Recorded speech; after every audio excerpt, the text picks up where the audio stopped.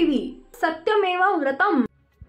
महाराष्ट्र विधानसभेची निवडणूक अगदी एका दिवसावर येऊन ठेपली आहे। यामध्ये अनेक घडामोडी घडताना दिसत आहेत। हिंगोली जिल्ह्यातून एक खळबळ उडवून देणारी बातमी समोर येते आहे। यामध्ये कळमनुरी विधानसभेचे वंचित बहुजन आघाडीचे उमेदवार डॉक्टर दिलीप मस्के यांच्यावर रात्री काही अज्ञात लोकांनी हल्ला केला।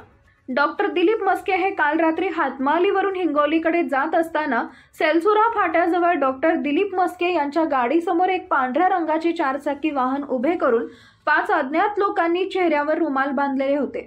त्यांनी डॉक्टर दिलीप मस्के यांच्या गाडीवर दगडफेक केली। डॉक्टर दिलीप मस्के यांना लाथाबुक्क्यांनी मारहाण केली। या हल्ल्यामध्ये डॉक्टर दिलीप मस्के हे गंभीर जखमी झाले असून त्यांच्यावर नांदेड येथील खासगी रुग्णालयात उपचार सुरू आहेत।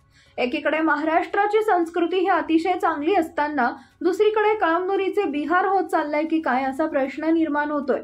कारण यापूर्वी अशा गंभीर घटना या आधीच्या निवडणुकीत काही घडत नव्हत्या। मात्र बिहारमध्ये ज्या प्रकारे हल्ले होतात त्या धर्तीवर आता कळमनुरी इथं हल्ले होताना दिसत आहेत। काही दिवसांपूर्वी शिवसेना उद्धव बाळासाहेब ठाकरे पक्षाच्या वाहनावरती वाकोडी इथं हल्ला करण्यात आला होता। त्यानंतर आता थेटच वंचित बहुजन आघाडीचा उमेदवार डॉक्टर दिलीप मस्के यांच्या गाडीवर हल्ला करून त्यांना बेदम मारहाण करण्यात आली।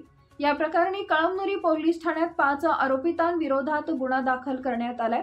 हिंगोली जिल्ह्यात पोलिसांचा वचक राहिला की नाही असा प्रश्न निर्माण होतोय। या हल्ल्या प्रकरणी आता पोलीस काय करावे लागणार याकडे सर्वांचं लक्ष लागून आहे।